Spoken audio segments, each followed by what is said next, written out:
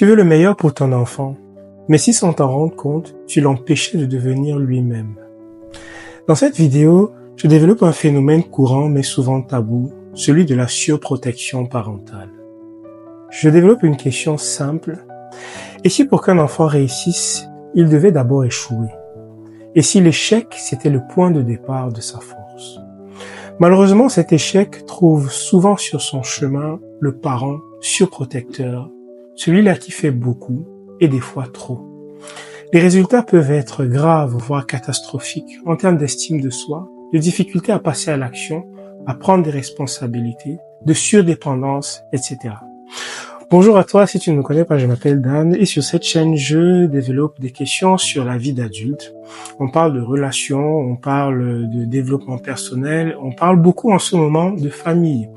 Donc cette vidéo va s'adresser aux parents qui souhaitent bien faire, aux parents ou aux futurs parents, aux amis de parents qui souhaitent bien faire, aux adultes qu'on traite souvent de grands enfants, mais aussi tout simplement à toute personne qui, comme moi, s'intéresse au sujet d'éducation et de développement personnel et souhaite partager afin d'évoluer ensemble sur ces sujets pour réfléchir autrement à la réussite, à l'autonomie et à l'amour parental dans le cas d'espèce. Alors on va rentrer tout de suite dans le vif du sujet. Qu'est-ce que j'appelle la surprotection? Eh bien, c'est ces parents-là qui essayent de tout faire pour retirer les moindres obstacles du chemin de leurs enfants, pour s'assurer que tout soit tout à fait lisse, qui parlent à la place des enfants, qui répondent aux questions qui leur sont posées, qui essayent de résoudre les moindres problèmes sans jamais les laisser prendre d'initiative, qui cèdent aussi aux moindres caprices des enfants. Qui vont par exemple ramener le devoir oublié à l'école, qui vont se hâter d'attacher les lacets ou que sais-je encore, mais vraiment les moindres détails pour s'assurer que l'enfant ne manque de rien.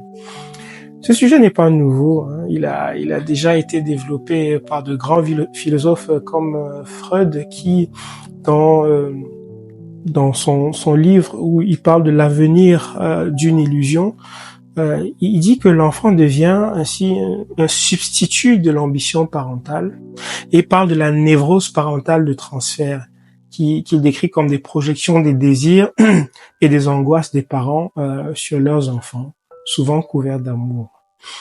Mais moi, j'ai une vision un peu différente de cette affaire. Je pense que derrière cette surprotection, ce besoin d'apporter tout ce dont l'enfant a besoin, de lui éviter le moindre écueil, il se cache peut-être souvent un besoin personnel pour le parent d'accomplissement personnel, hein, et de se dire qu'on est le meilleur parent possible, qu'on fait tout bien et qu'on arrive à apporter à l'enfant tout ce dont on a besoin. Donc dans le regard des autres, on se dit que on est vraiment un très bon parent. Par contre, ce que je trouve dommage dans cela, c'est que ce que le parent, en faisant ça, ce que le parent gagne en valorisation et en estime de soi, en estime personnelle, eh bien c'est ce que l'enfant perd sur les mêmes axes.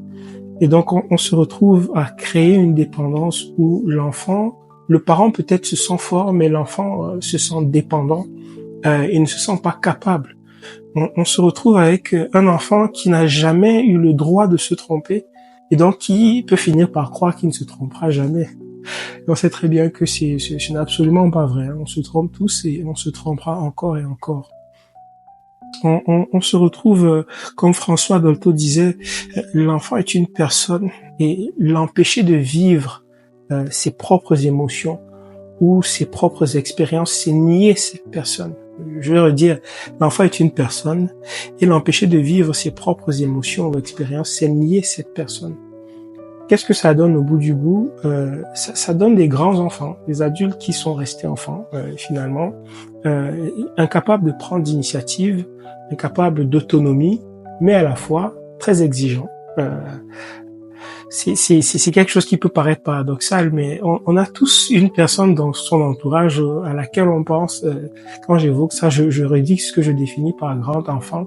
C'est un adulte incapable d'initiative, d'autonomie, mais à la fois exigeant, c'est-à-dire que tout le monde lui doit tout. Et comme on sait dans les études de comportement, une cause, enfin, un effet n'a jamais une seule cause. C'est toujours une conjugaison de plusieurs facteurs, mais enfin, celui-ci en fait partie. Parce qu'un enfant à qui on vole ses erreurs, on lui vole aussi ses victoires. On lui vole aussi l'occasion de réussir, et donc on lui autorise pas à se forger son estime de soi. Et ça donne ce qu'on a aujourd'hui, des personnes qui ne se sentent pas capables de relever les défis auxquels ils sont appelés, parce que simplement ils n'ont jamais eu l'occasion de les relever, et dans le même temps qu'ils sont exigeants et qui attendent que tout leur soit donné, parce que ils ont eu l'habitude à ce qu'on leur donne tout. Je nous invite donc nous parents, amis de parents ou futurs parents, aspirants parents, ou simplement des personnes qui souhaitent penser une société un peu différente, à méditer sur ces questions-là et peut-être à nous dire que aimer, c'est parfois laisser faire, c'est parfois laisser tomber, mais aussi donner l'occasion de se relever. Un enfant que tu aides à tout prix aujourd'hui, c'est peut-être un adulte qui ne saura jamais céder demain. Sur ces paroles, je vais vous laisser et je vais vous proposer de me dire ce que vous pensez de ces réflexions. Quel est votre point de vue là-dessus? Comment vous abordez cette question-là? Comment vous arrivez à faire le juste milieu entre le fait de trop aider ou justement de ne pas assez aider? Est-ce qu'il faut attendre qu'on soit dans une situation de danger? Ou est-ce qu'il faut systématiser le secours ou la facilitation qu'on apporte en tant que parent ou en tant qu'adulte? Comment vous arrivez à faire le juste milieu? En attendant, je vous souhaite un très très bon week-end pour ceux qui sont en week-end. Si les sujets autour de l'éducation, des relations humaines, de la construction de soi vous intéressent, n'hésitez pas à vous abonner et activer la cloche des notifications. Ciao.